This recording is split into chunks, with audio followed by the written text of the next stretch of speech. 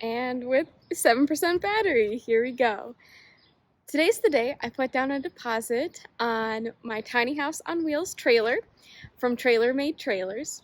I also got a framing kit with roof, and we're going to document the experience of building a tiny house. I'm hoping to end up with something similar to what Mini Motives has done, with a porch off the back of the trailer, a galley kitchen across from the bathroom. In the living room area, if we can swing it, double French doors would be really awesome.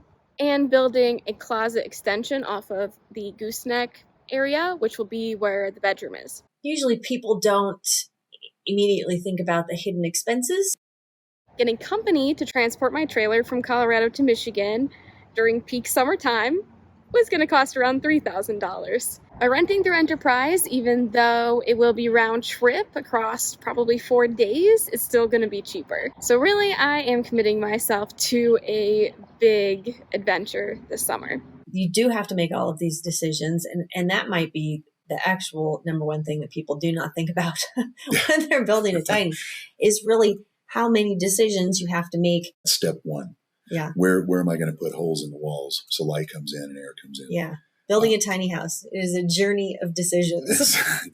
This is the first look at my tiny house in 3D. I'm really excited. There will be a door here on the back. Like, I've got a tall side and a short side going on. I kind of imagine this tall side as the front. I want to do 2 sliding doors that match up here. And we have 2 bedroom windows that match up there. And then a big and a smaller window. I consider this the back porch, but then this is like the back side of the house. So this funky door is going to go over the wheels. We'll have like a refrigerator and another wall with a bookcase to the ceiling and a desk. So this will be like the utility closet. And the other side of this wall is like the bathroom and the shower. So I hope that works pretty nicely. So I did want a window in the bathroom.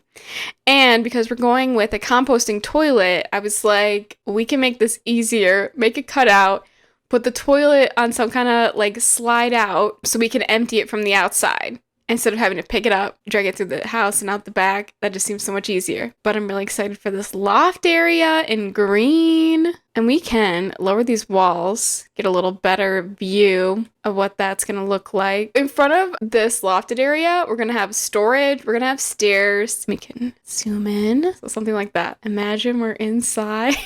Right? Imagine a desk down there with its screen and adding a second TV screen to watch from the loft. I plan to have this left side full of cabinets and maybe a pop-up table under this window. And this is our bathroom section. Yeah, we'll have a wall to close in the shower and a corner sink to attach to that wall.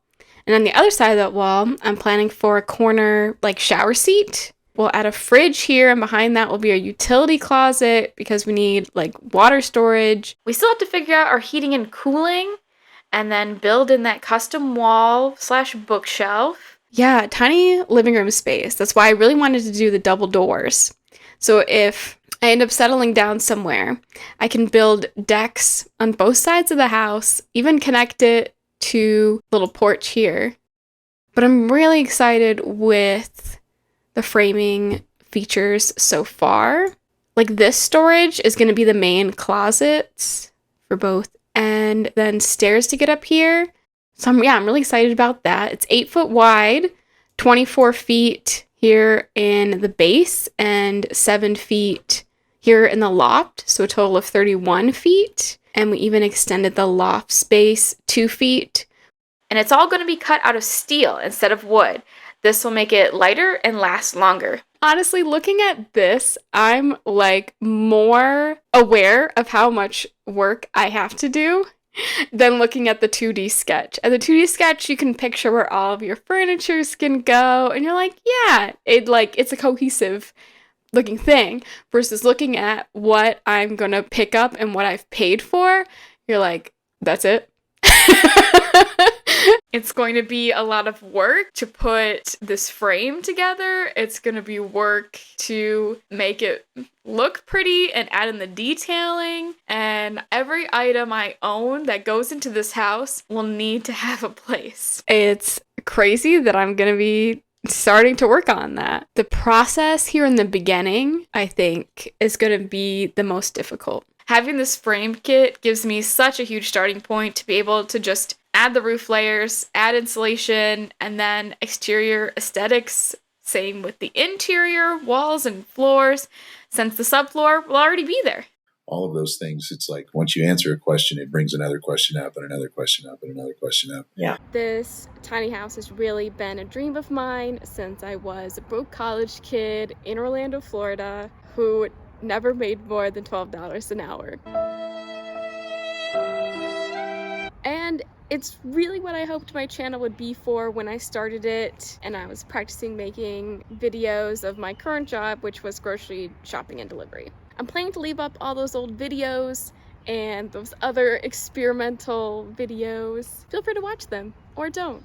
I don't claim that they're gonna be any good. I also tried dabbling with a gaming channel. It's very focused on storytelling. I do have a lot of fun with that. It certainly feels hard to narrow myself down to a niche on the internet. But subscribe if you'd like to hear more from me, and I'll see you in the next one. Okay, since we have battery, let's just try it all again.